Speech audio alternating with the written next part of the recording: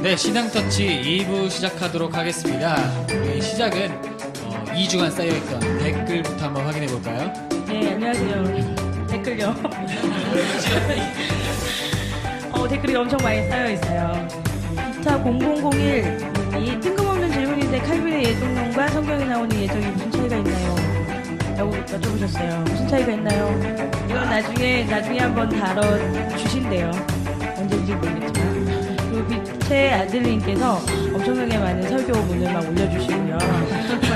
근데 이분이 굳이 본인의 댓글을 소개할 필요가 없다고 해서 그냥 넘어갈게요. 로긴 2180님이 삼위일체에 대해 다룬 방송 열심히 듣다가 조나단 선교사님께서 김성수 목사님 설교를 추천하셔서 열심히 듣고 그 이후 김성수 목사님 설교는 자주는 아니지만 생각날 때마다 듣던 중 이런 기사를 보았습니다. 라고 해서 뭐 하나 링크해서 올리셨는데 안 보여요. 저도 들어가서 보려고 했는데 그래서 궁금하신 거 있으면 다시 한번 올려주시면. 김성수 목사님의 이단성과 관계된 그런 기사겠죠? 네. 아 그래요? 그래서 뭔지 몰라서. 그리고 우르당 참고로 잠깐 다시 얘기하는데요. 김성수 목사님에 대한 이단성 시비는 그 개인의 의견이죠. 그게 뭐 교단이나 그런 데서 확정적으로 결론이 나거나 그런 회의를 거쳐서 뭐 그런 거는 없다는 거죠. 아직까지는. 그러니까 교리적으로는 문제가 없는 거잖아요. 신학적 견해가 다른 사람들이 얘기하는 것뿐이지 교리 자체의 원칙으로는 김성수 목사님 설교가 그렇죠. 교리적인 문제가 있는 건 아니잖아요. 그러니까 그거를 교리적으로 문제가 있다 없다를 이제 결론을 내려면 교단 안에서요 공식적으로 이의를 제기하고 교단 안에서 모여가지고 수십 명의 사람들이 그런 거를 평가를 하는 기관이 있어요. 그런 걸 회의를 해가지고 오랜 연구 끝에 이제 최종적으로 결론이 나는 건데요. 김선종 목사님이 뭐 장로교나 기타 뭐 감리교에 소속돼 있는 분이 아니에요. 독립교단에 소속돼 있는 분이기 때문에 따로 교단 안에서 그분의 이단성 시비에 대해서 뭔가 그 교단적 회의를 하거나 그랬던 적이 없다는 거죠.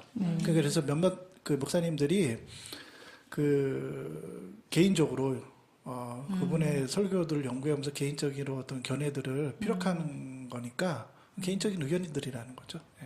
예. 그리고 우르당 탕탕님이 댓글 특집 너무 재밌어요 라고 해주셨어요. 그리고 존치로님이 지금 요 근래 댓글이 안 남기게 된 거는 빛의 아들님께서 긴 댓글을 남겨서 긴 댓글을 남겨서 그렇다는 아주 짧은 댓글을 남겨주셨습니다. 그리고 계속 빛의 아들님께서 글을 엄청나게 많이 남겨주셨어요. 빛의 아들님한테 개인적으로 좀 부탁드리고 싶은 거는 댓글란에 소감을 좀 소감이나 아니면 질문이나 어떤 그 질문에 대한 개인적인 의견들을 좀 올려주셨으면 좋겠어요. 예. 그래서 하고 싶은 말씀이 있으면 한번 방송에 나오셔도 되고요. 아니면 팟캐스트 방송을 하나 만드시는 것도 좋으실 것 같은데. 그러니까요. 예. 그리고 SY0208님께서 댓글 광장이 와글와글 하네요. 그러면서 지난번에 베스트 댓글로 제가 추천했었거든요. 그래서 커피 쿠폰은 받은 셈 치신다고 감사하게 그렇게 말씀을 해주셨고요. 그리고 뭐 감사하다는 그런 댓글 남겨주셨어요. 좀 길어서 그냥 넘어갈게요. 그리고 회색 하늘 도시라는 분이 이런 꿀 같은 팟캐스트를 이제 알게 되다니요. 아껴가며 시즌 1, 2를 오가며 듣고 있습니다. 저는 머리 크고 나서 교회에 나간 사람이라 한국 기독교의 비지성적이고 불합리한 풍토가 견디기 힘들어서 거의 12년 가까이 이 교회 저 교회로 오가며 나갔다 안 나갔다 하면서 방황했거든요. 진행하시는 분들도 무척 궁금하네요. 공개가 방송 같은 건 안 하나요? 그래서 이분이 아마 늦게 오셔서 우리 이미 했었어요. 진작에 아셨으면 참 좋았을 텐데 그때 좀 외로웠어요. 내년에 공개 방송 할 때 한번 오시면 좋을 것 같아요. 다음번 공개 방송 때 꼭 오세요. 예.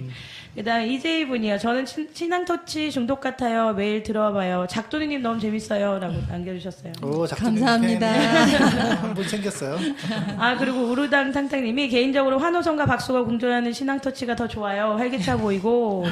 그래서 우리는 오늘은 환호성과 박수로 시작을 했습니다.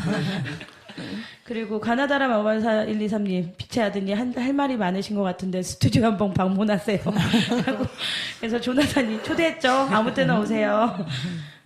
감독님이 신앙터치 정말 좋은 방송 감사, 관계자분들 화이팅입니다.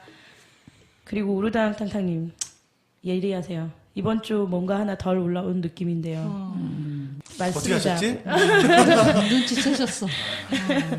그리고 오인 완지용님이 안녕하세요. 지난번 댓글 답변해 주셔서 감사합니다. 기아 타이거즈 화이팅 해주신 부자 청년님께도 감사합니다. 이번에도 고민 상담이래요. 제가 어릴 때부터 다니고 있던 교회의 신학과 제가 가진 가치관이 너무 다릅니다. 감리교인데도 불구하고 너무 꽉 막힌 듯 사회 참여에도 관심이 없고 동성애는 죄악이라며 청년부 중보기도 시간에 대놓고 그들을 저주하는 기도 제목을 회장과 목사님이 내놓고 술 먹으면 죄인, 담배 피면 회개하라.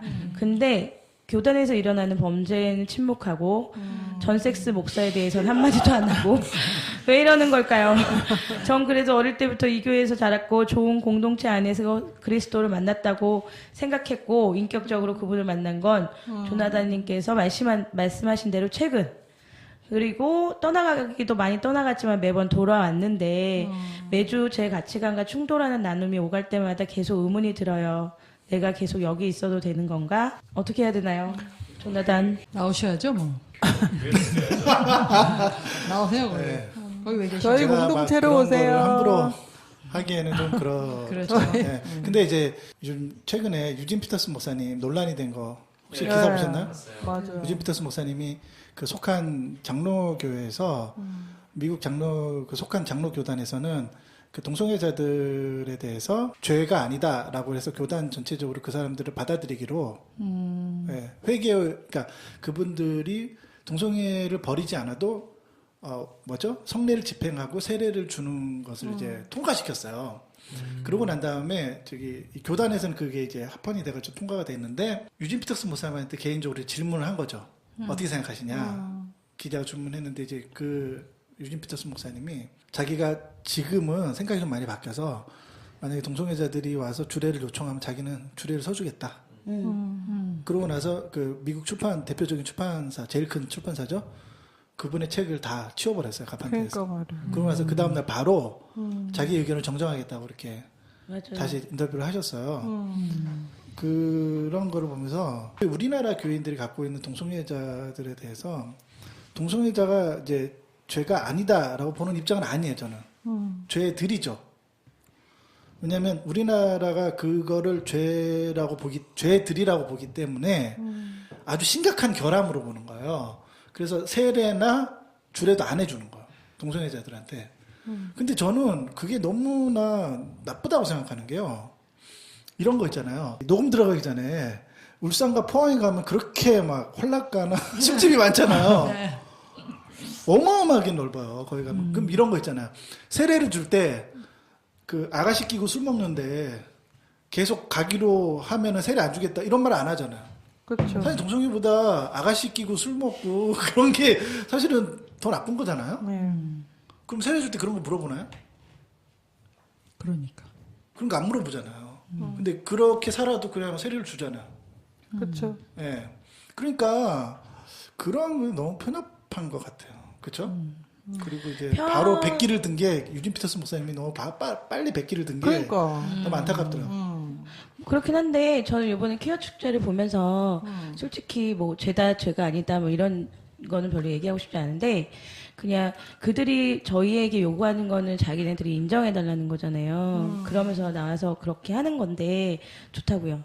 근데 그러면 그들도 우리를 좀 인정을 해달라는 거죠. 그런 퀴어 축제의 그런 거는 좀 아니라는 거죠. 그러니까 그런 게 더 반감을 일으키지 않나라는 생각을 요번에 했어요. 그러니까 우리한테 그런 걸 요구하면 그쪽도 좀 물론 우리 막 극단적인 기독교가 막 그렇긴 하지만 극단적인 기독교가 막 반나신 전라에 막 이러고 돌아다니면서 우리 이성애자를 인정해달라 막 이러면서 우리가 축제를 하진 않잖아요.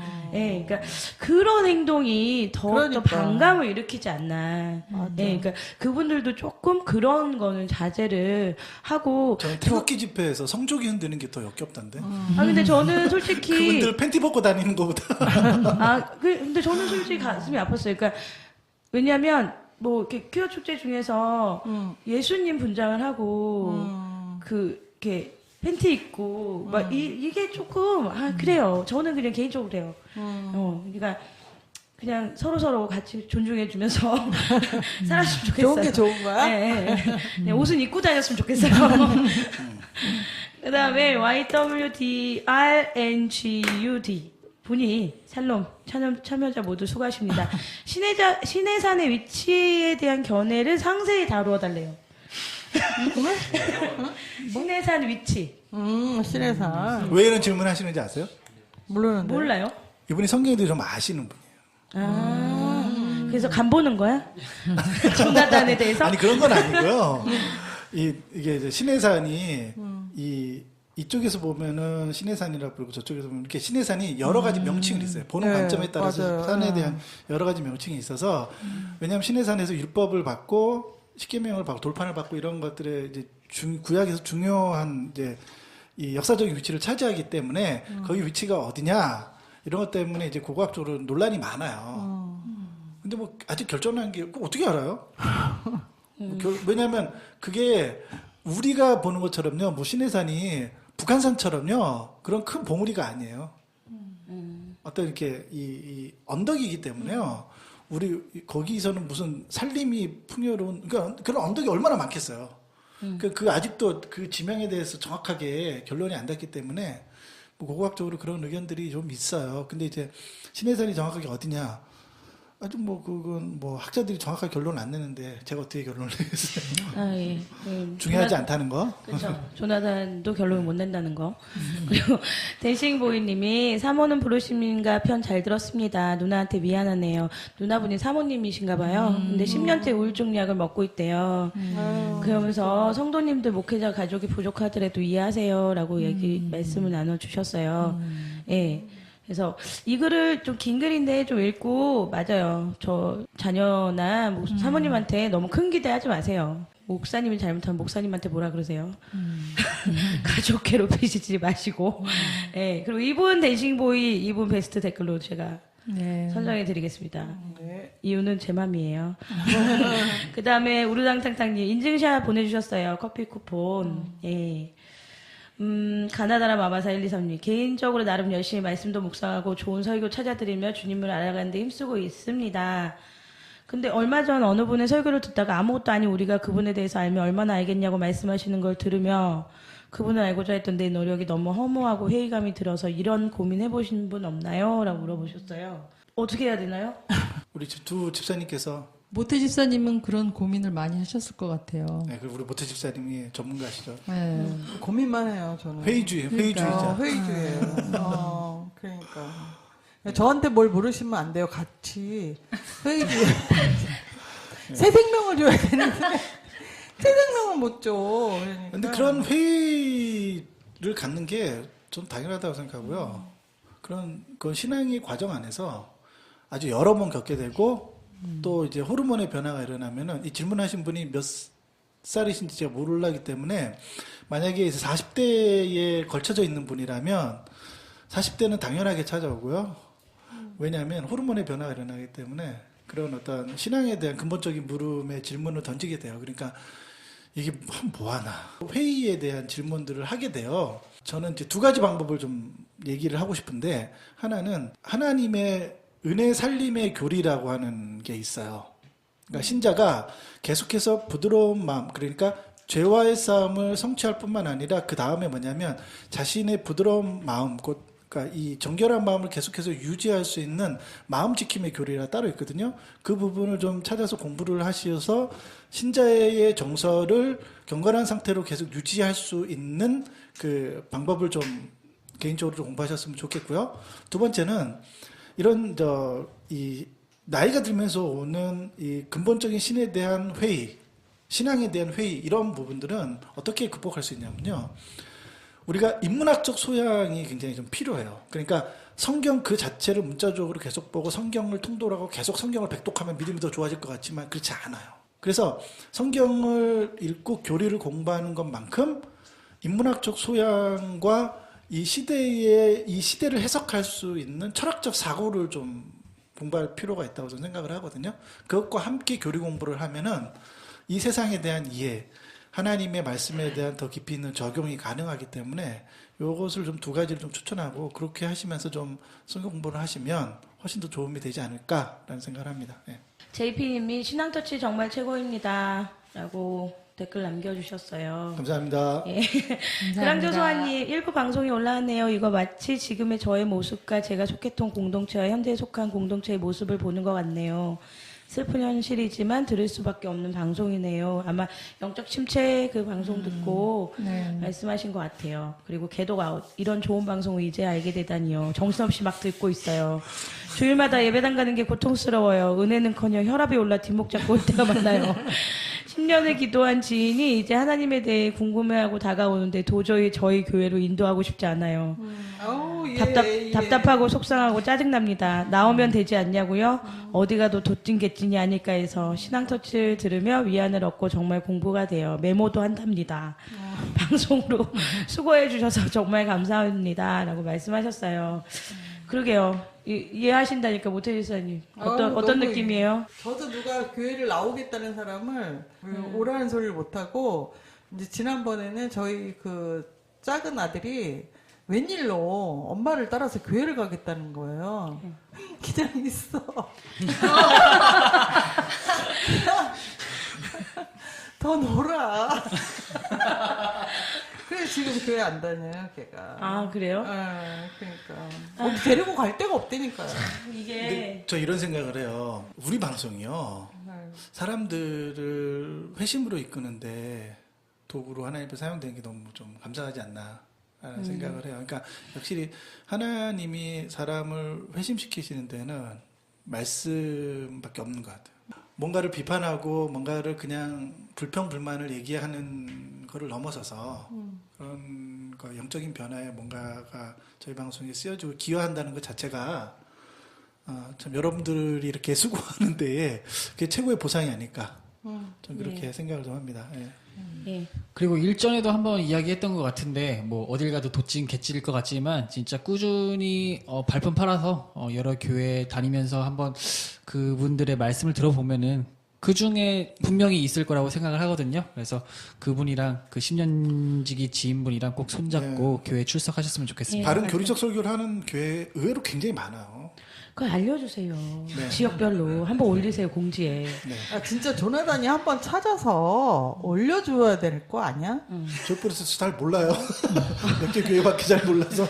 근데 또 문제가 이런 게 있어요. 바른 교리를 전하는 교회는 이게 또 공동체 모임을 하는 데 있어서 조금 다양한 사람들을 만나지 못한다는 거. 그렇죠. 그런 교회의 특징이 그 자신의 개인적인 니드, 그러니까 예를 들면은 자녀 교육에 대한 거, 자녀 신앙 교육 이런 걸 또 체험받지를 못해요. 맞아요. 구조나 조직이 이렇게 잘 짜여지지 않아서 그런 교회일수록 그러게요. 그런 어려움이 좀 있어요. 네. 그다음에 인디아 써니님이 댓글 남겨줬어요. 먼 나라 인도에서 신앙터치를 들으며 다시 힘을 내고 있습니다. 모두 보고 싶어요. 더운 날씨에 신앙터치 팀 힘내세요. 인도가 더 덥지 않나요? 그러겠죠? 별 걱정을 다 해주시네요. 여보, 나 잘 살고 있어. 참고로 조나사님은 얼굴은 너무 펴갖고 막 아침에 해같이 빛나고 있습니다. 얼굴에서 광채가 나고 있어요. 미안해 여보. 너무 즐거워하고 있어요. 가슴 아파하지 마세요. 그리고 사이더맨이라는 분이 후원해드리고 싶습니다 해서 10,000원 후원하셨대요. 감사합니다. 감사합니다. 이렇게 귀한 분이. 그러게요. 그 다음에 이거 근데 우리 신앙터치에 한 1억씩 헌금하시는 분이 나오셔야 되는데. 그러게 말이에요. 아멘. 좀 재력이 되시는 분들은 이런 귀한 사역에 후원하셔도 그러게요. 전혀 손해가 되지 않으니까 마음껏 후원해 주시기 바랍니다. 맞아요. 그다음에 아시아집이라는 분이 안녕하세요. 신앙터치 들으면서 많은 고민하는 청년이래요. 요즘 방송 들으면서 고민하는 게 교사 찬양팀 등 교회에서 봉사하는 모든 것들이 그냥 종교의식 혹은 습관처럼 하는 게 아닌가 싶습니다. 어떤 식으로 회복해야 할까요? 영적 침대를 보고 해결 방법을 찾아야 할까요? 라고 했는데 이 글이 올라올 때가 저희 3부 올라오기 전이에요. 네, 3부를 들으세요. 그리고 저는 참고로 사역을 끊으세요. 사역도 중독입니다. 우리 그거 한번 할까요? 사역 내 중독? 사역 중독인가? 그러게요. 중독 테스트. SY0208님. 어느 날 불현듯 교회에서 예배를 드리던 중에 예배에 집중하지 않고 다른 것으로 심신이 가득 채워진 저를 발견하는 순간 혼돈이 시작됐대요. 이거 들으면서 힘내셨으면 좋겠어요. 그래서 오늘의 댓글은 베스트 댓글은 댄싱보이예요. 왜냐면 저의 목소리가 이쁘다고 해서 딴 건 없어요. 여러분 어떻게 해서 베스트 댓글 되는지 오늘 충분히 아셨을 텐데 구찌 언니가 권력을 쥐고 있기 때문에 역시 야 권력의 남용 아니야? 이건 저의 나와 말이기 때문에 구찌 언니한테 아부해 주세요. 우리 베스트 댓글 선정되신 분들은 이메일이나 댓글 통해서 연락처 알려주시면은 구찌 언니가 맛있는 커피 쿠폰 보내드리도록 하겠습니다.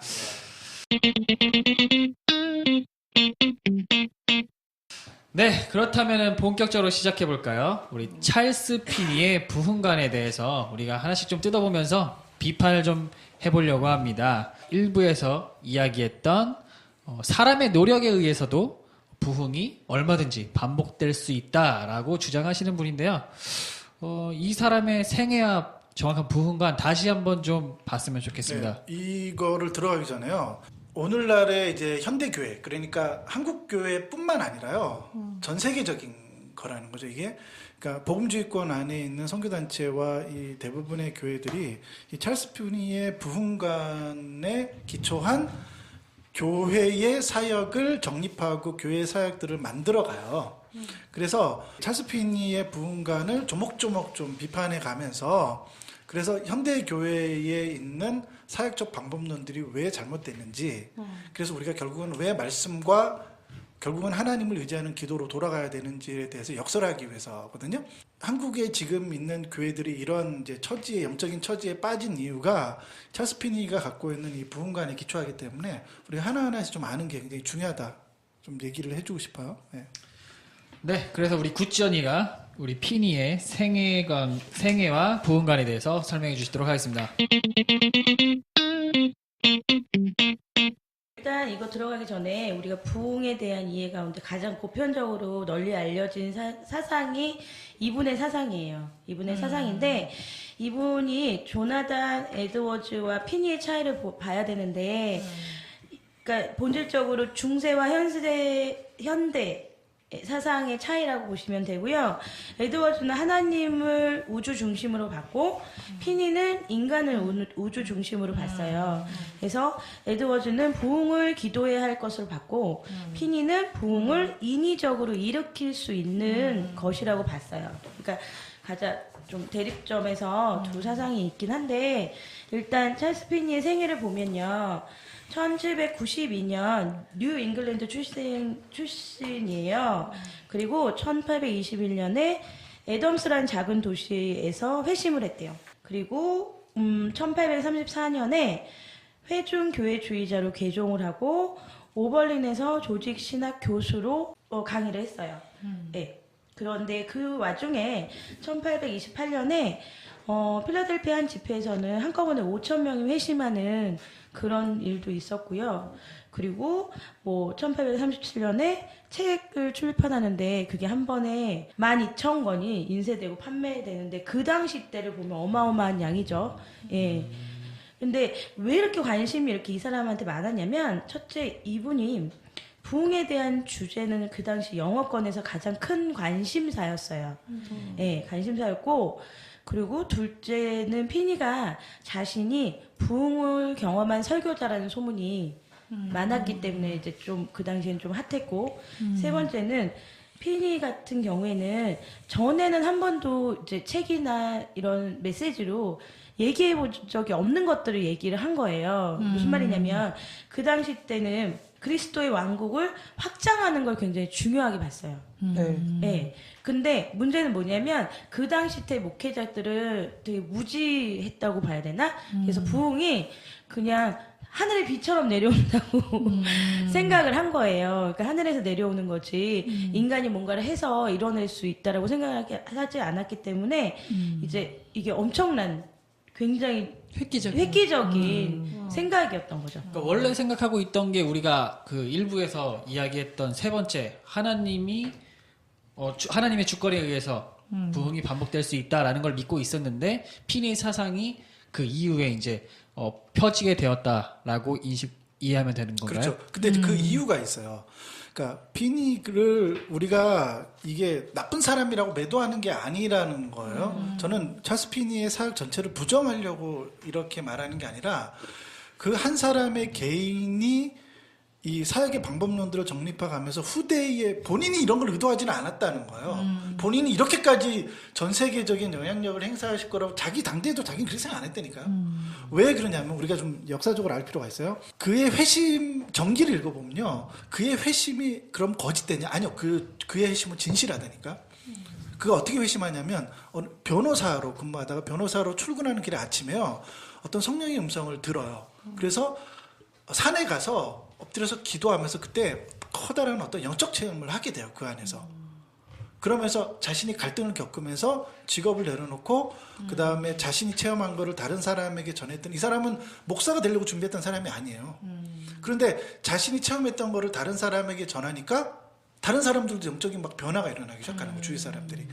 그리고 이제 이 사람이 큰 사역을 완성할 수 있었던 거는요. 막 4,000명씩 몇천 명씩 회심하고 막 그 어떤 영접하는 사람들이 나타났던 이유가 뭐냐면 서부 개척 시대와 연관이 있어요. 대규모로 사람들이 서부로 이전하면서 교회가 막 생기면서 교회가 정리하지 못하는 때였어요. 그때가. 예를 들면은 어떤 마을이 생겼어요.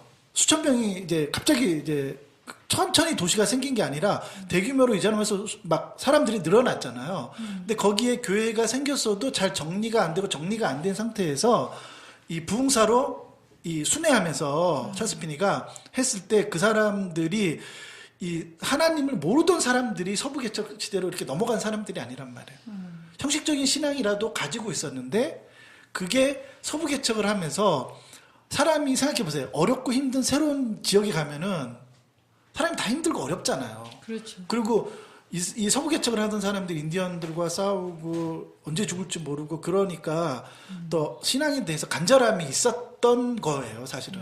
이제 그런 이제 문화적 배경 안에서 이 찰스 피니의 사역이 되고 또 어떤 게 있냐면 이 찰스 피니가 해중교회주의자였어요. 이게 무슨 뜻이냐면 이게 말이 어려운데 그냥 우리나라로 쉽게 얘기하면요. 독립교단 이렇게 생각하면 돼요. 교단에 조직화되어 있는 교단 산하에 있는 어떤 그 목회자가 아니었다는 거예요. 그러니까 이분이 어떤 사상과 이런 것들을 폈을 때 교단의 통제를 받거나 교단 안에서 뭔가 이렇게 그 압박이 들어오거나 그런 게 없었다는 거예요. 그러다 보니까 이렇게 사역을 할 수 있었던 것도 하나의 이유이기도 해요, 사실은.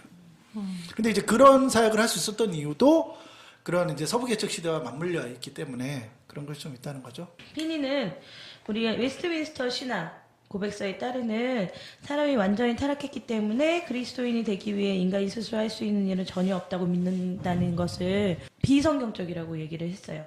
그래서 이 피니가 주장했던 것은 뭐냐면 인간의 타락이 자발적인 것뿐만이 아니라 그런 상태로 계속 빠져있는 것도 인간의 의지 선택에 좌우된다고 얘기를 했던 사람이에요. 그래서 이게 단순히 복음을 전하는 것뿐만이 아니라 그 믿는 것도 그 전달자가 해야 되는 의무라는 거죠. 예, 그러니까 전하는 사람, 설교사든 아니면 전도자든 믿게 할 뿐만 아니라 전하는 것만 아니라 믿게도 이제 만들어야 예, 의지를 가지고 만들어야 된다라는 주장을 했거든요. 그래서 인간이 아담으로부터 죄성을 물려받았다는 가르침도 반대를 했어요. 그러면서 이 찰스 피니가 뭐라고 얘기를 했냐면 만약에 사람이 그리스도인이 되기 전에 본성의 변화가 선행되어야 한다면 그리고 그런 변화는 오직 하나님 한 분만이 이루실 수 있는 것이라면 죄인된 인간은 자신의 불신앙과 회개치 않음에 대하여 책임이 없다라는 거죠. 이분이 2인 논리를 가지고 이제 인간이 책임을 가지고 있다라는 거죠. 그 회심에 대해서. 그래서 인간의 책임에 관해서는 그는 사람이 이미 순종할 능력을 가지고 있어야 한다라고 주장을 했습니다. 자, 근데 이제 이런 얘기를 해봐요. 이게 왜 인간의 의지적 결단과 노력이 중요하다고 피리가 말했을까요? 그러니까 우리가 그 시대를 이해할 필요가 있어요. 서부 개척을 하는 사람들은 자신의 의지, 성공을 추구하고, 그러니까 그 당시로서는 서부 개척에 뛰어든 사람들은 이 자기의 개인적인 노력, 성취, 그래서 자기가 뭔가 프론티어 정신을 가지고 개척하고 완전히 새로운 지역에 집을 짓고 통나무 집을 짓고 밭을 일구며 살아가는 사람들이잖아요. 네. 그렇잖아요. 그러니까 거기서의 핵심적인 주체는 누구예요? 나예요, 나. 네. 그러니까 그게 그 시대의 보편적인 가치관과 이런 그 토양이 있었기 때문에 찰스 피니가 그런 식으로 이 신앙 안에서 그런 식으로 말해도 그 시대랑 이 메시지가 정확하게 일치하고 맞았기 때문에 효과적으로 사역할 수 있었다는 거죠. 그걸 좀 이해할 필요가 있어요. 그러니까 자기 삶에서도 지금 자기의 의지와 노력과 결단, 그러니까 이런 거죠. 오늘날에 왜 우리가 고지론과 성공주의가 잘 먹혀요? 지금 시대가 그런 거예요. 시대가 열심히 살고 노력하고 이 성공은 너에게 달렸어. 그게 보편적으로 이 시대 안에서 가르쳐지던 거잖아. 그거를 그냥 교회 안에 갖고 와서 변조해서 가르치는 거잖아요. 그러니까 그 시대에도 이 비슷한 어떤 기류가 있었기 때문에 찰스 핀이 이게 잘 먹혔던 거예요, 사실은.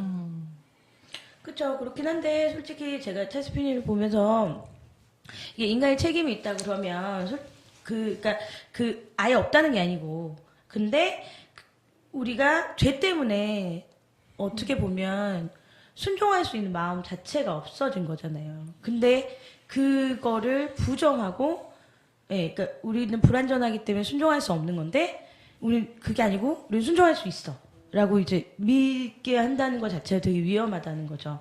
그러니까 이게 어떤, 그 당시나 지금도 되게 비슷한 거 많은데, 어느 일정 기간 인간의 파이팅을 요구할 수는 있지만, 이게 지속성이 없을 수밖에 없다는 거죠. 그러니까, 일부에서 잠깐 얘기했지만 강단에 초청해서 뭐 회심할 사람들 손 드세요 뭐 이런 게 찰스 피니로부터 시작이 됐거든요. 그렇죠. 예. 예, 근데 지금도 계속 하고 있지만 그 사람들이 결국은 계속 지속성을 가지고 회심해서 회심한 삶을 살아가고 있냐는 거는 모른다는 거죠. 처럼 자신이 뭔가를 할 수 있다. 그러니까 뭐 하나님을 아는 거에 내가 열심을 내고 뭔가를 이룬다. 뭐 이런 거를 개인적으로 좋아하지 않나요? 이게 중요한데요. 피니는 인간의 타락, 그러니까 아담의 타락이요. 네. 자발적인 것이라고 생각해요. 여러분 어떻게 생각하세요? 네. 나 그렇게 생각할 수도 있을 것 같긴 해요. 그러니까 그러니까 이게 자기 의지적 결정으로 타락했다는 거야. 그러니까 이게 그런 거 아닐까? 죄와 죄들이 또 섞여 놓은 거 아닐까? 그러니까 죄들은 자발적인 것들도 있잖아요, 솔직히. 그쵸. 예. 근데 죄는 자발적인 게 아니라 그냥 태어나서부터 그냥 내가 가지고 있는 거잖아요. 그러니까 우리가 네. 갖고 있는 죄의 기원을 다루잖아요. 죄의 기원에 들어가면요. 그러니까 우리가 그 아담은 죄가 없는 상태에서 죄가 외부로부터 유입된 거잖아요. 근데 그 유입됐을 때에 많은 기능들이 있는데 슬금슬금 죄가 들어와가지고 몇 가지의 기능들이 망가진 거예요. 그렇게 보는 관점인 거예요. 피니는. 근데 우리가 보는 관점 그런 게 아니라요. 죄가 인간 안에 들어올 때 마치 거대한 댐과 같은 수문에 막혀 있던 것이 한꺼번에 무너지면서 물밀듯이 치고 들어와서 인간의 모든 기관과 모든 영혼 육구에 관계된 모든 기능들이 일시에 점거되면서 그 쑥대밭이 되는 것처럼 한꺼번에 그냥 전복해서 내려가 버린 거예요. 없어져 버리는 거예요. 그러니까 우리가 인간의 타락이라는 것은 그렇게 거대한 이 산사댐과 같은 거대한 댐이 일순간에 무너져 내린 것과 같이 인간의 내면과 인간의 육체와 이 모든 기능들이 일순간에 와해돼 버린 거라고 보는 관점인 거예요. 그러니까 우리가 보는 관점은요. 우리가 의지적으로 뭔가 결정해서 타락한 게 아니에요. 죄가 들어오는 순간에 물밀듯이 그냥 타락은 필연적으로 그렇게 돼버릴 수밖에 없었던 거예요. 우리가 보는 관점은 그래요. 결론적으로 피니는 이제까지 그 당시에 이제까지 교회가 부흥의 여부를 하나님의 손에 있다고 생각을 했기 때문에 부흥이 지속적으로 나타나지 않는 거라고 생각을 했어요. 예, 그래서 부흥을 경험하지 못하는 것은 전적으로 교회가 할 일을 하지 않았기 때문이라고 이게 바로 그가 믿는 부흥관이었어요. 그래서 근데 이거 보면서 참 한국교회 되게 촌스럽다라는 걸 느꼈어요. 그러니까 이분이 태생이 몇 년생이거든요. 792년. 이게 1792년이에요. 그러니까 한 200년 그렇죠. 전 사람이에요. 근데 그러니까. 이분이 했던 그 당시에 그 부흥 집회 이게 지금 한국에서 2017년, 16년, 그러니까 2000년 이렇게 이루어지고 있잖아요. 전혀 약간의 음향이 좀 이렇게 되고 말투가 좀 세련되고 그랬지만 골격은 별반 차이가 없는 거예요. 진짜 촌스럽다라는 생각을 개인적으로. 그게 우리나라뿐이 아니라 모든 기독교 국가에서 다 지금 그러고 있는 거예요. 그러니까 기독교가 참 촌스럽다고요. 그치. 네. 근데 이게 인본주의가 이렇게 쉽게 없어지기 힘든 것 같아요. 그러니까 내가 뭘 할 수 있다라고 생각하는 그 부분이 어떻게 보면 참 인간한테는 위로가 되고 그치. 그렇게 아까 조나단 얘기한 대로 막 다 전적 타락에 나는 아무것도 할 수가 없고 오로지 하나님만이 할 수 있고 이런 게 어찌 보면 그게 자유로운 건데 그 대신에 나는 아무것도 할 수 없다는 그거를 또 못 견디는 사람들이 이미지를 있잖아요. 생각해 보세요. 예전에 서부 개척하는 미국인들이 우리도 영화에 보면 나오잖아요. 술 조금만 들으면 술집에서 그렇게 막 깽판 치고 난리를 치면서 다 죽고 살려 싸우는 그런 이미지로 나오잖아요. 그쵸. 근데 청바지 입고 그 황무지를 개척하는 그런 사람들, 그러니까. 그런 사람들한테 너는 전적으로 무능해. 그게 먹히겠어요? 그러니까. 아니야, 너는 결정하면 그치. 너는 회복될 수 있어. 네가 결정하는 거에 따라 달렸어. 이렇게 말하는 게 더 쉽겠어. 그러니까. 그게 그 시대에 그게 먹힌다니까. 그런 사람들한테 오히려 그게 메시지가 먹히기 때문에 찰스 피니가 그런 식으로 선택했다는 거죠. 그 당시 안 먹혔으면 그 사람들이 만약에 피니가 그 당시 한국에 조선에 태어나서 했었다면은 그렇게 하지 않았을 거예요. 아니요, 지금도요. 네. 복음을 전할 때 피니식으로 전하면 더 먹혀요. 더 잘 오히려. 되죠. 네, 우리 기독교의 문제를 내가 아무것도 할 수 없다는 그것 때문에 싫다는 사람들 많아요. 효과적이긴 하겠죠. 근데 이제 네. 이렇게 광범위하게 효과를 거둘 수는 없다는 거죠. 그게 이제 이렇게 큰 어떤 사회적 효과를 거둔 것은 그 시대적 상황이랑 무관하지 않다는 거죠. 그게 이제 포인트 같아요. 이 사람이 그런 족적을 남기지 않았다면 제가 볼 때는 그 후대에 이렇게까지 영향을 미쳤을까라는 생각을 해요.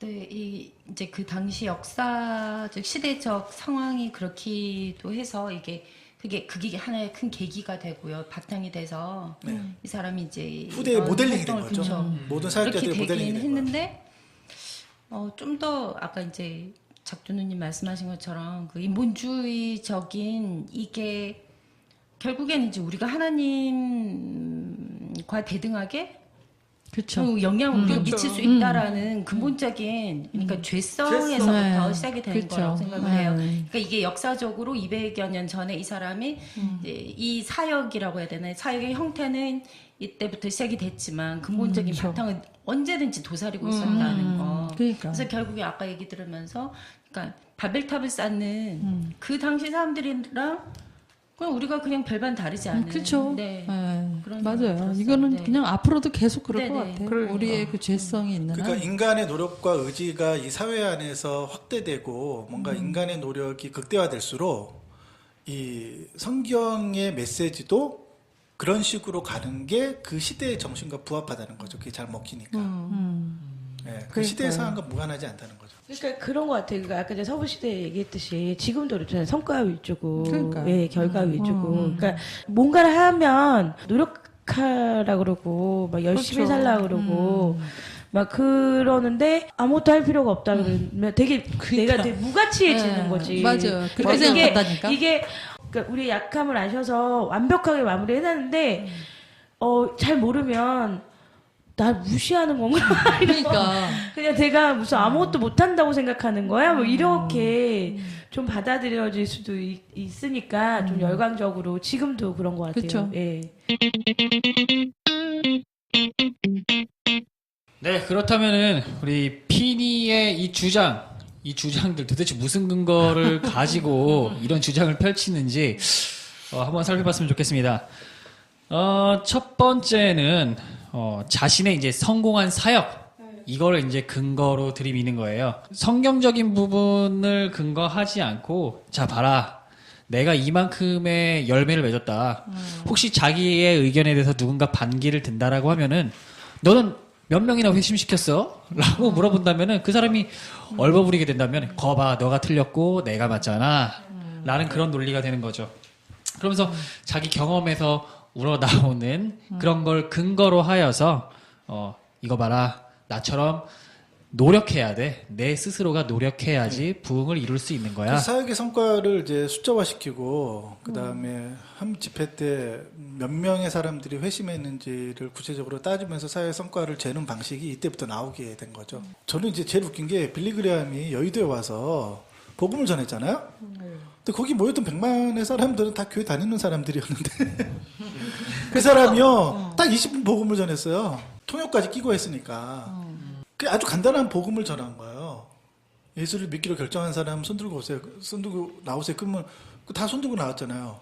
근데 그 빌리 그레함이 유명해지게 된 이유는요. 그때 그렇게 손을 들고 나갔던 사람들이 다 선교사가 됐다는 거예요.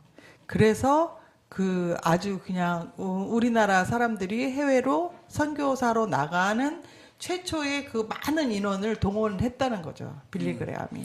물론 이런 건 이제 역사 안에서 성과가 될 수 있겠죠.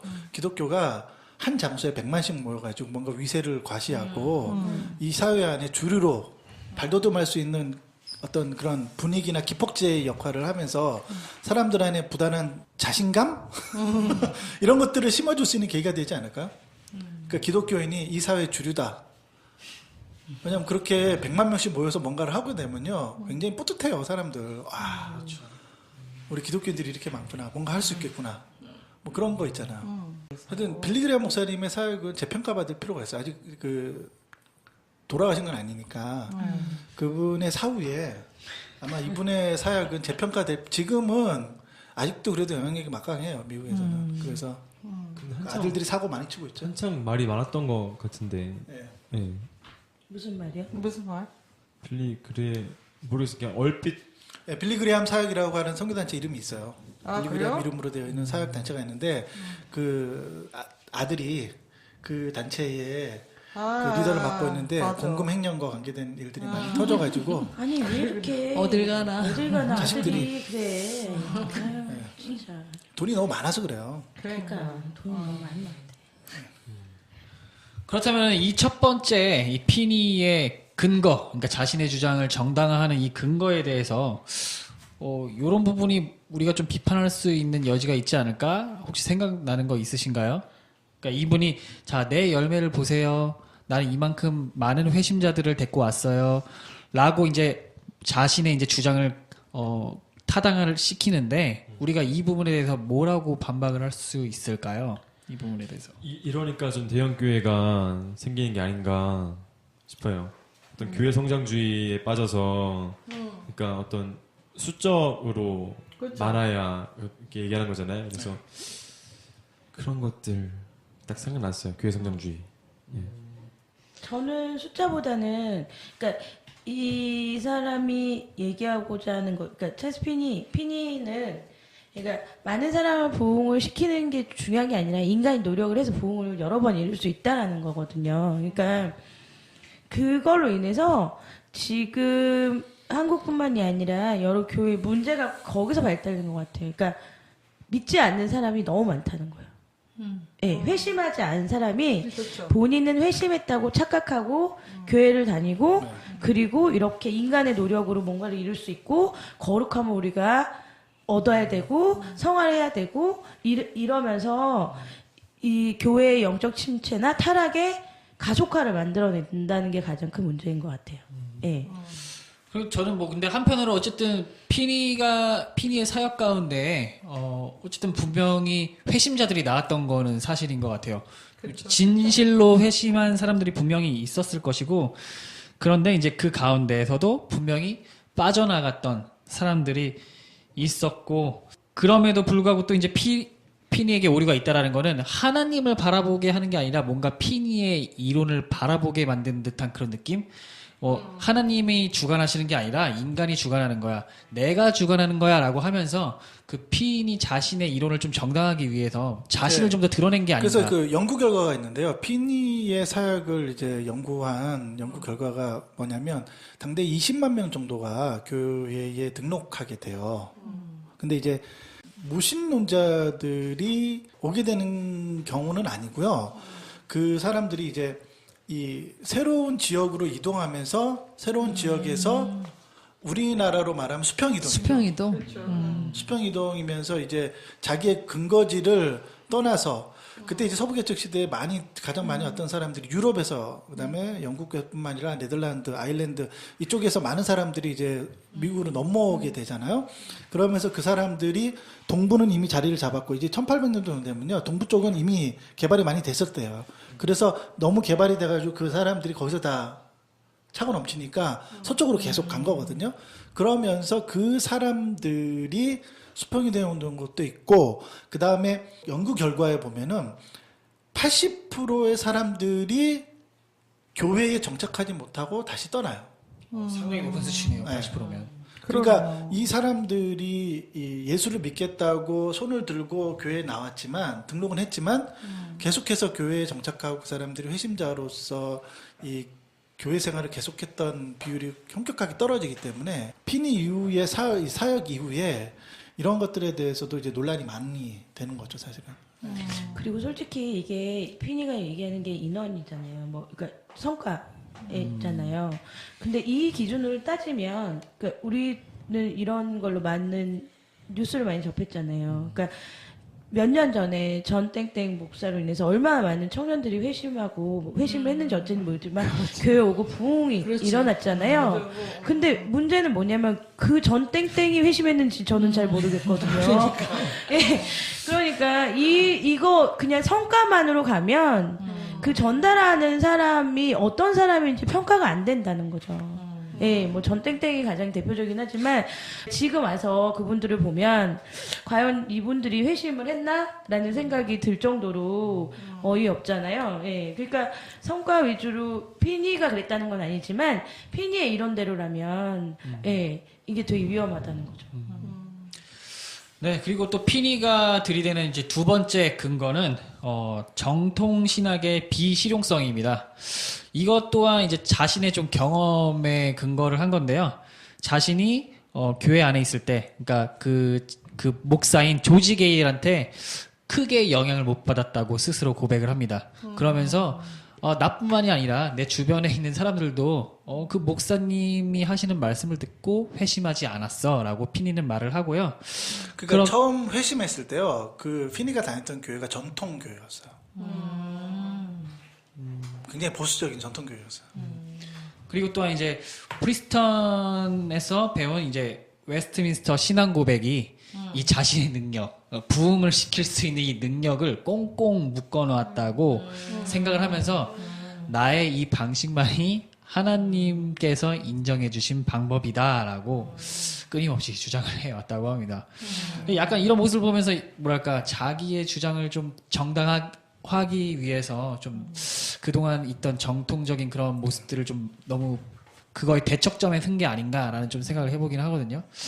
그런 부분에서 혹시 뭐 생각나시는 거 있나? 근데 네. 이런 것도 있어요. 보수 근본주의자들과 옛날 그 전통주의에 하시는 분들이 어떤 그 문제가 있냐면, 물론 회심이라는 것도요, 결국은 차가운 교리이지만 그 교리를 정서에 호소하는 방법을 쓰거든요.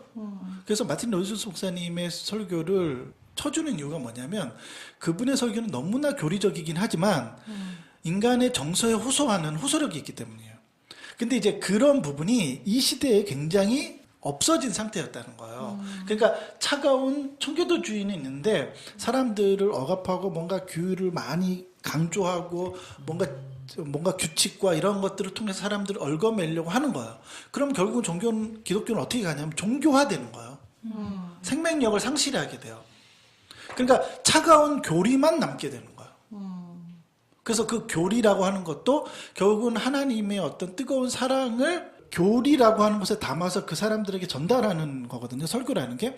근데 이제 그렇게 되지 않고 차가운 교리만 남고 결국은 사람들에게 뭘 지켜야 된다고만 강요하게 되는 그런 그 시대의 풍토와 문화에 무관하지 않다는 거예요. 그러다 보니까 찰스 피니가 그런 반동으로 뭐 이렇게 되지 않았나 라는 우리 해석도 가능해요.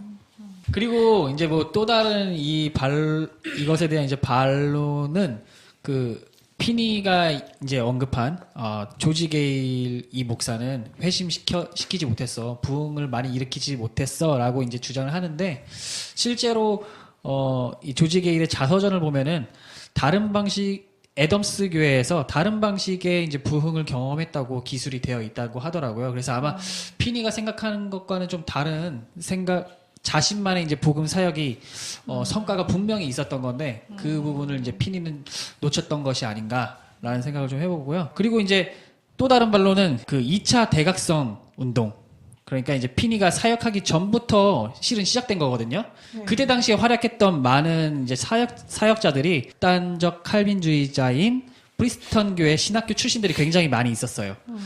그런데 약간 끝물에 피니가 이제 이런 뭐랄까 자신만의 방식을 좀 이렇게 펼치면서 마치 나의 사역이 대단한 것처럼 그렇게 보이면서 후대에 그 또 피니의 자서전을 접한 사람들은 피니가 대단했던 사람이구나라고 생각을 또 하기도 하면서 그런 많은 오해가 좀 있었던 것 같더라고요. 일화 같은 거를 보니까요, 이런 게 있네요. 그러니까는 그 피니가 그 어떤 미국의 마을에서 집회를 시작했는데 15분이 지나지 않은 채 사람들이 다 땅바닥으로 엎드려서 기도하고 울부짖었다는 거예요. 그러면서 기록이 어떻게 되냐면, 내가 양손에 칼을 쥐고 휘둘러도 그들을 그렇게 재빨리 넘어지게 할 수 없을 것이다. 처음 넘어지기 시작하여 2분도 채 못 되어 거의 모든 사람들이 주저앉거나 엎드려 기도하는 현상이 일어났다. 이게 실제로 피니가 설교를 할 때 일어났다는 거예요. 그리고 뭐 일화가 많아요. 무슨 뭐 이 사람을 피니를 욕하던 어떤, 그러니까 목사님이 그 사람들이 저 사람이 저렇게 피니를 욕하면 안 될 텐데 하고 걱정을 했더니 그 다음날 그 사람이 죽었다는 거예요. 그러니까 이게 제가 피니 목사가 침대에서 시체로 발견됐대. 네, 그러니까 이 죽인 거 사람이 이게 완전히 막 이렇게 뜰만한 여러 가지를 몰고 다닌 거지. 그러니까 제가 피니의 회심까지는 잘 모르겠어요, 이분이. 근데 이게 이분의 일화나 아니면 이분이 추구하는 걸 보면 정말 누가 계속 생각이 나거든요. 누가 계속 생각이 나요. 우리가 그 70년대 80년대 막 방언 안 받으면 성령 세례 그러니까 구원받지 않은 거다. 그래서 막 방언 부흥회가 따로 있었잖아요. 있었죠. 네. 저는 심지어는 저 어렸을 때 저희 엄마가 킹스 크로스를 보냈거든요. 킹스 키즈 그 수련회 같은 걸 보냈단 말이에요. 2박 3일인데 방언 수련회였어요. 킹스 퀴즈에서도 그런 걸 했어요? 그랬어요. 예. 어머, 말도 안 돼. 그 우리나라에서? 우리나라에서요. 제가 중1 때 갔었거든요. 진짜 충격이다. 네, 그래서 거기 있는 그래서 방언이 터졌어요 거기서? 아니 그래서 거기 있는 모든 학생들이 방언 받게 해달라고, 그러니까 오로지 방언을 위해서 왔어요. 근데 저는 엄마가 그냥 보낸 거고 아무 생각이 없고 저랑 제 동생이랑 저 같이 숙소 썼던 그 언니는 중3인가 그랬는데 방언 받았다고 기쁜 마음으로 이렇게 돌아갔는데 근데 그랬어요. 그래서 저는 그때 나는 방언을 안 받아서 구원 못 받았구나 되게 슬픈 마음으로 돌아갔었거든요. 왜냐면 막 그 당시에 그랬어요. 방언 안 받으면 구원 받은 거 아니라고. 그러니까 킹스키즈가 그 개척 초대 그 대표가 누구였냐면요, 원 베네딕 그 선교사님이셨어요. 지금 목사님이셨죠. 지금 미국에 계신데 그 최근에 저희 아내랑 친해요. 왜냐하면 저희 아내가 그 원 베네딕 그 선교사님 초창기 때 같이 이제 사역을 했었거든요. 근데 이제 최근에 우리 아내한테 연락이 왔는데 자기가 이제 개혁주의자로 바뀌었다고 써니 개혁주의 신학을 공부해보는 게 어떠니? 그러면서 우리 아내한테 연락이 와서 우리 아내가 기도 응답됐다고 너무 좋아하면서 다행이네요. 13살 나를 그렇게 트라우마로 몰아가더니. 세상에.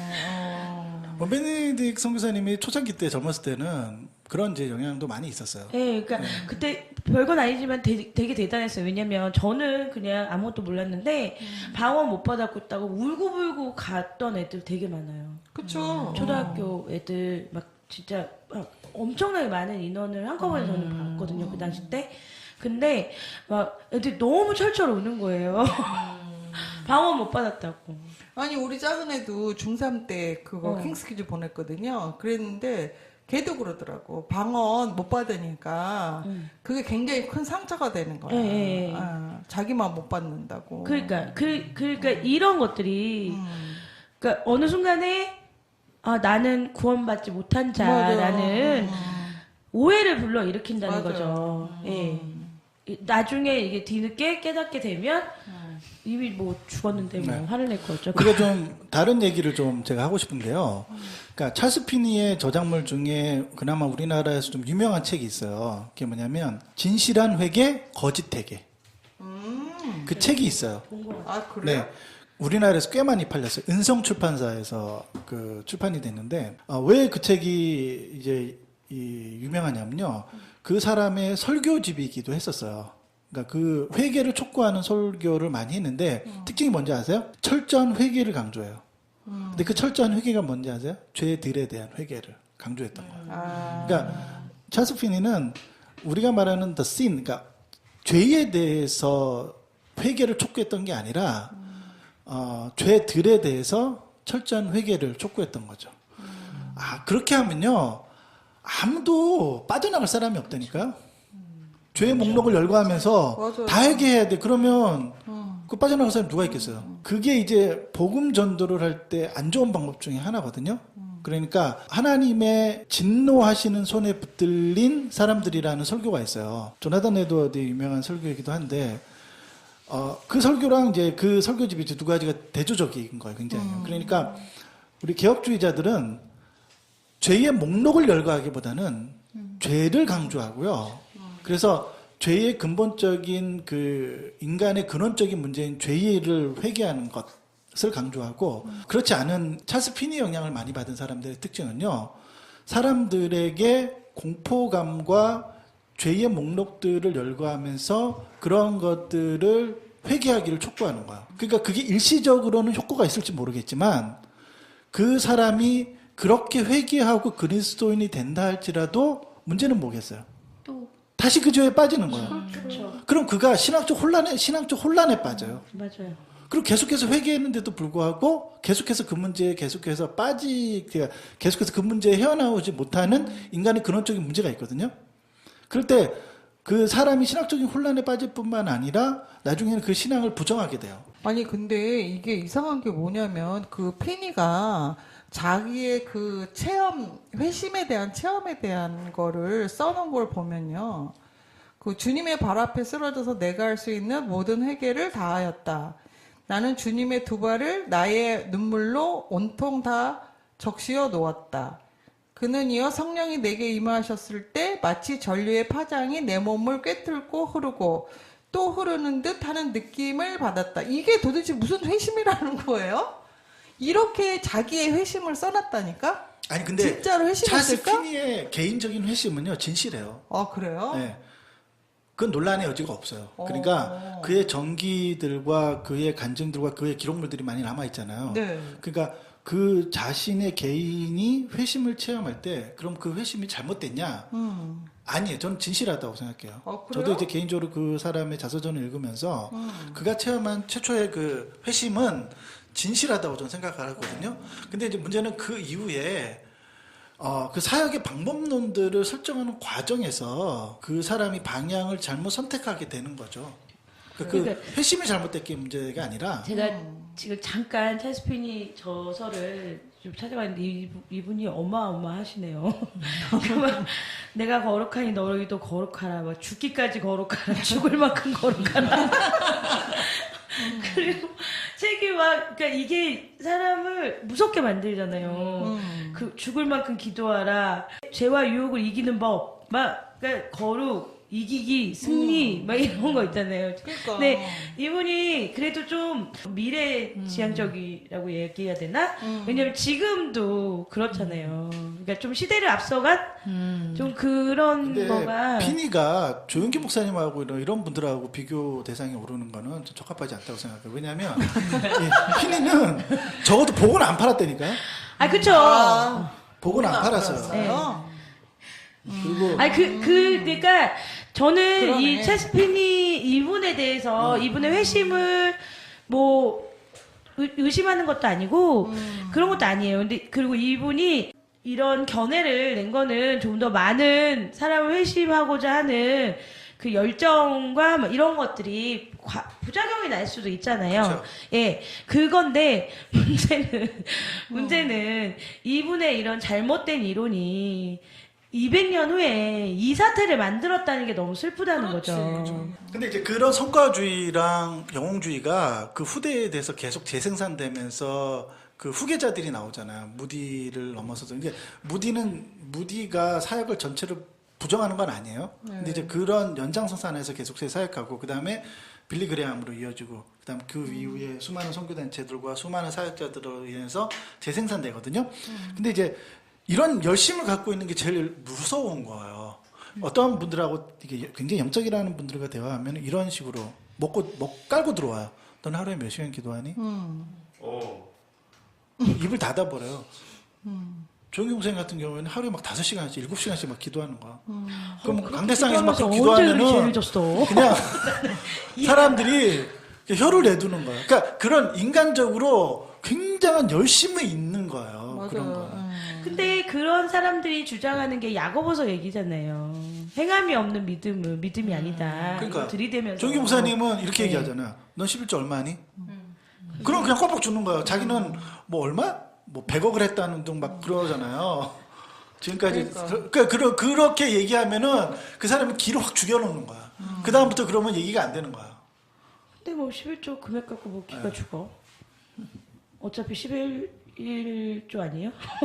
많이 근데 벌고 많이 이제 내는 거. 적어도 차스피는 이렇게 좀 저급한 수준에서 누르고 들어왔던 게 아니라, 근데 이제 이 차스피니의 사역의 왕성함과 이 사람의 노력과 열심을 정말 가공할 만한 거예요. 그래서 이 사람이 갖고 있는 거룩에 대한 추구, 경건에 대한 추구, 이런 것들이, 그러니까 막 40일 기도 막 하시는 분들 있잖아요. 40일 기도는 5번 했다고 막 그러면서 포스터에 써가지고 그런 거 막 그 자기 집회할 때 그런 거 자랑하시는 분들 있잖아요. 기가 확 죽어요.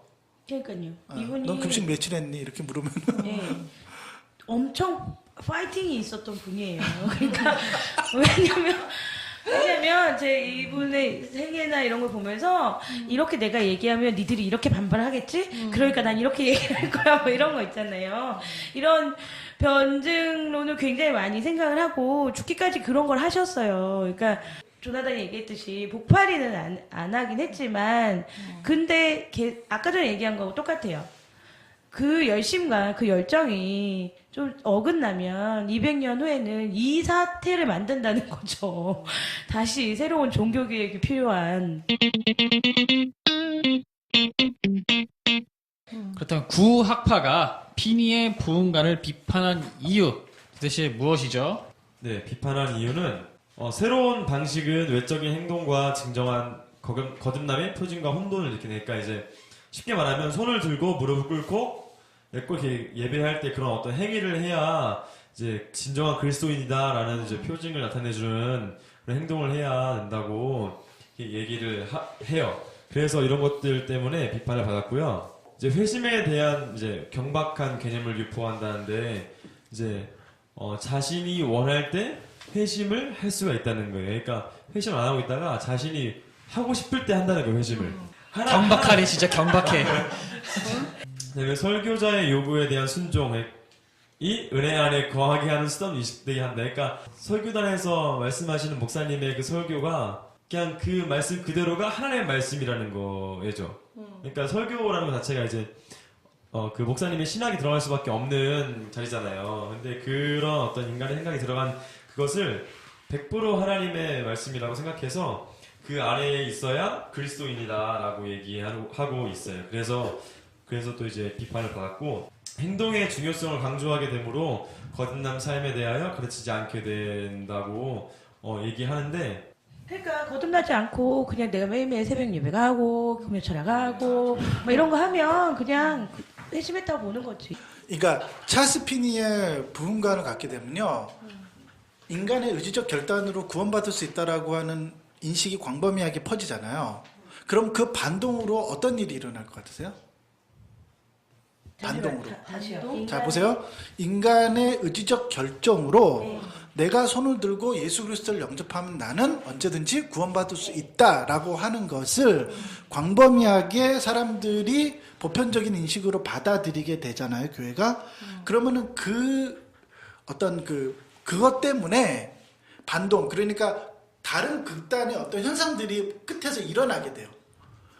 그거죠. 그러니까 죽기 전에 회심하면 되지. 아니에요. 그러니까 내가 하고 싶은 대로 다 하자고. 광신주의가 뭐냐면요. 그러니까 그러니까 영접할 때 어떤 극적인 어떤 환상의 체험들이 병행되어져야 된다라고 하는 극단의 의견이 나오게 돼요. 그러니까 그런 의견들이 보편화되고 많아지잖아요. 그러면은 사람들은 그것이 매너리즘에 빠지게 돼요. 그러니까 언제든지 결정하면 나올 수 있어. 언제든지 결정해. 그러면은 그게 계속 될 것 같죠. 그렇지 않다니까요. 그러면은 뭔가 사람들은 굉장히 이게 문제의식을 어떻게 느끼냐면 이런 식으로 이렇게 무미건조하게 가는 게, 왜냐하면 나중에 되면요, 손을 들고 나오세요. 그럼 자동으로 일어서고 자동으로 올라가고 자동으로 일어서요, 사람들. 그러니까 한국 교회에는 어떤 일이 일어나는 줄 아세요? 이런 가정 자기는 회심하라는 설교와 결정하라고 할 때마다 일어난대요. 그럼 못 들어보셨어요? 자기는 집회에 참석할 때마다 자, 오늘 예수 그리스도를 믿기로 결정하는 사람은 일어나세요. 그러면 그때마다 일어난대요. 그런 경험 없으세요? 제가 그런 청년들의 얘기를 되게 많이 들었어요. 자, 그런 현상들이 일어나요. 이게 매너리즘이죠, 일종의. 그게 계속 반복되면. 그러면 어떻게 되는지 사람들이?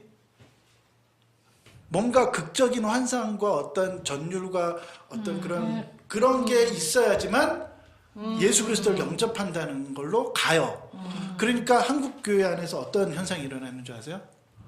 이 사람의 거듭남을 확신하려면 뭐가 있어야 돼요? 방언을 받아야 된다. 그러니까 방언의 체험을 강조하게 되는 거예요. 그 회심의 극적인 표현이 뭐냐? 방언으로 귀결되게 되는 거예요. 그러니까 그런 것들로 이렇게 반동으로 가게 되는 거야. 그러니까 이 두 가지는 결국은 피니의 구원론으로 가게 되면 반동으로 오순절주의에서 말하는 그런 현상이 일어나는 거죠. 그러니까 미국에서 이건 아주 자연스러운 거야. 피니의 부흥관이 미국 전체의 교회 영향력을 행사한 다음에 일어났던 게 뭐냐면 은사주의 운동이었어. 그게 자연스러운 흐름이라는 거야. 개혁주의의 바른 교리적 가르침이 없으면 이런 인간의 의지적인 노력을 강조해서 다시 반동으로 은사주의로 가고, 다시 은사주의가 창궐하다가 그럼 어디로 갈 것 같으세요? 다시 또 인간의 노력을 강조하는 반동으로 그 반대편으로 또 와요. 한 30년 주기로 이게 왔다 갔다 할걸요? 그리고 이게 또 30년 동안 계속 힘을 얻다가 다시 또 반대편으로 어디로 가냐면 은사주의로 가요. 영적 황홀주의. 이게 계속 왔다 갔다 하는 거야. 그러니까 그 19세기 초에 은사주의 운동이 그 창궐하면서 전 세계적으로 일어난 거는 사실은 피니의 어떤 그 사역과 부흥관이 전 세계를 휩쓸면서 그 영향에 반대적인 급부로 일어나는 거라는 거죠. 그러니까 그런 거 있잖아요. 요즘에는 부흥 집회나 이런 걸 교회에서 많이 안 하잖아요. 솔직히 예전처럼. 그러니까 최근에 어떤 지인이 그러는 거예요. 우리 교회도 부흥회나 이런 거 했으면 좋겠다고. 예전 같이 그러니까 하나님 믿는데 예전 같이 이렇게 뜨겁 것도 없고 막 그러니까 왜 우리 교회 목사님은 부흥 집회 안 하나 몰라 막 그래서 지나가는 소리 그것도 중독이야. 나중에 그게 중독되면 더 강한 거 하다가 나중에 저 영지주의로 빠지고 막 이러니까. 네, 그런 게 비슷한 거예요. 그러니까 우리나라의 CCC를 필두로 한 빌리 그레함의 복음주의권 운동, 그래서 결단자들을 촉구하는 것들이 일어나다가 최근에 그 10년 안에는 두날개 운동인가요? 그게 뭐냐면 이런 영적 체험, 그러니까 성령 운동이에요. 두날개가요? 네. 두날개 운동이 있고요. 성령 운동이란 말이에요. 그래서 신자가 영적으로 뭔가를 체험을 통해서 그에게 확신을 가져다 주는 거예요. 그러니까 교리적 가르침을 통해서 그 교리적 가르침의 말씀을 통해서 그것이 정서를 관통하면서 신자가 그것을 진리로 인식하려고 하는 방식이 아니라요. 영적 체험을 통해서 뭔가 그에게 하나님의 임재와 존재를 확신시켜주는 방식인 거예요. 그게 두날개 운동이에요. 일종의 변현된 성령 운동인데 그 성령 운동이 왜 나왔겠어요? 빌리 그레함의 그 운동의 반동으로 다시 적절한 시기인 거예요, 지금에. 네. 그게 30년 전에 우리나라를 휩쓸고 지나갔잖아요. 그래서 모든 교회가 그렇게 하다가 그걸 계속 하다 보니까 매너리즘에 빠지니까 반대편이 뭐예요? 군사주의 운동으로 가는 거예요. 그러니까 빠르던 교회는 빨리 가는 거고, 그래서 뭔가 효과를 많이 거두고요. 좀 늦게 가는 교회는 지금 뭐 뒤따라가려고 뭔가 열심히 목사님들이 어디 쫓아다니면서 배우고 다니다나. 그 하고 계신 거예요. 그러니까 요새는 그 방언 가지고는 안 돼요. 아유, 진동을 해, 진동. 30년 전이에요, 방언은. 그러니까 진동이 없으면, 그러니까 장로님들이 자기네들이 기도할 때 진동이 없는 거를 무지하게 창피하게 생각하시더라고. 진동? 페이커예요.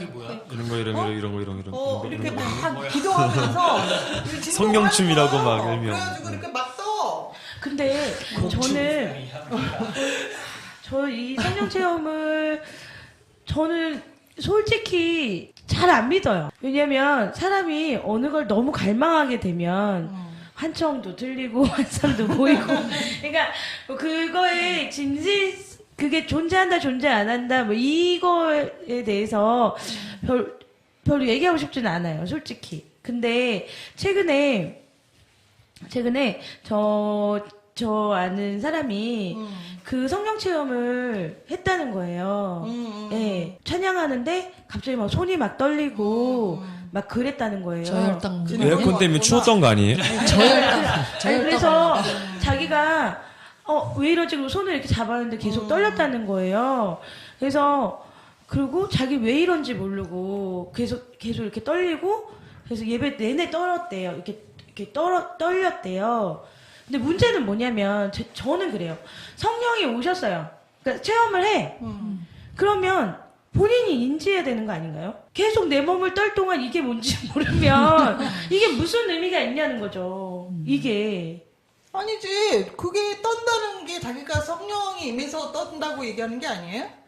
그때는 모르고 나중에 성경을 보니까, 그러니까 찾아보니까 이런 체험도 있어서, 내가 성령 체험을 했구나.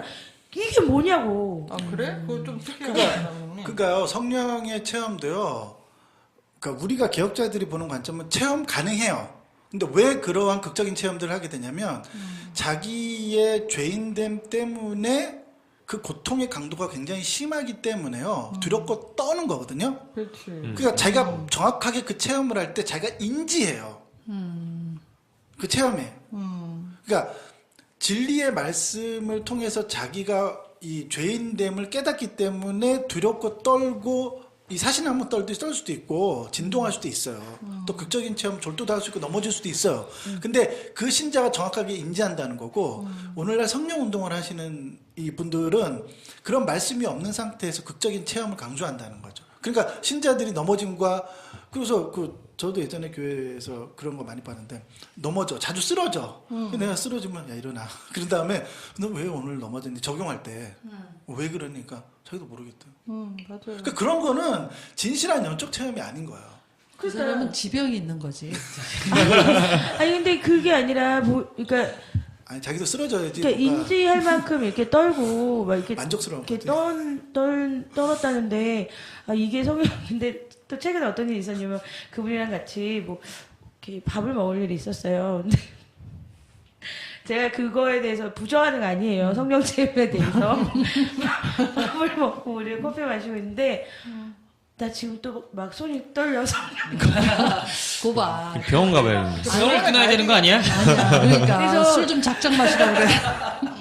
그래서 제가 성형님 참 예의도 없네. 저혈당이 왔을 수도 있지. 진짜. 방검사를 그치, 저혈당이 왔나 보지. 그거. 온몸이 막 저릿저릿하면서 떨린다는 거예요. 맞네. 내 저혈당이 맞네. 그래요.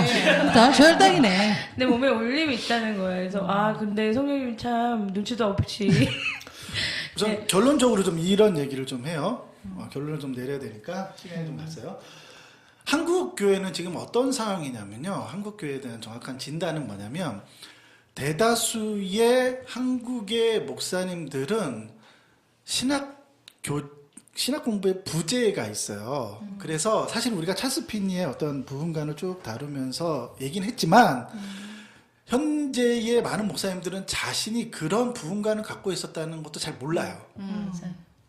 왜냐하면 이거는 선배들이나 어떤 선교단체들이나 어떤 사역의 방법론들을 그 윗세대들로부터 경험적으로 배웠기 때문에 그렇게 한 거예요. 그리고 이게 자신이 갖고 있는 상식과 부합하기 때문이거든요.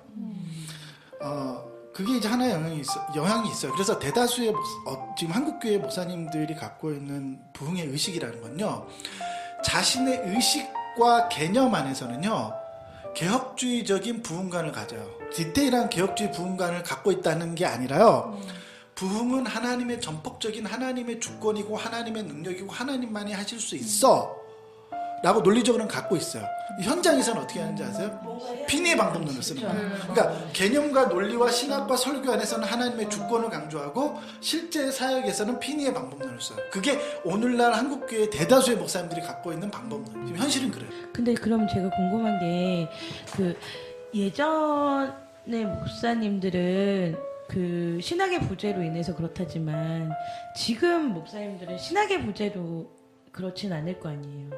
그들이 선택인가요? 맞아요. 부흥관에 대해서 부흥관에 대해서요. 현재의 출판되어 있는 책이 뭐냐면요. 조나단 에드워드의 부흥론, 그 다음에 찰스 피니의 부흥론, 이 책 따로 있어요. 그 다음에 지금 부흥관 바로 세우기 이안 모레에 대해서 이거 지금 15년 전에 나온 책이에요. 그렇게 오래되진 않았어요.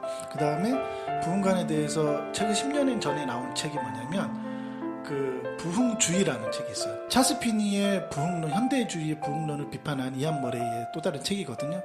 이건 아주 굉장히 좋은 책이에요. 근데 이제 이 책이 10년 전에 나와서 최근에 요게 다예요.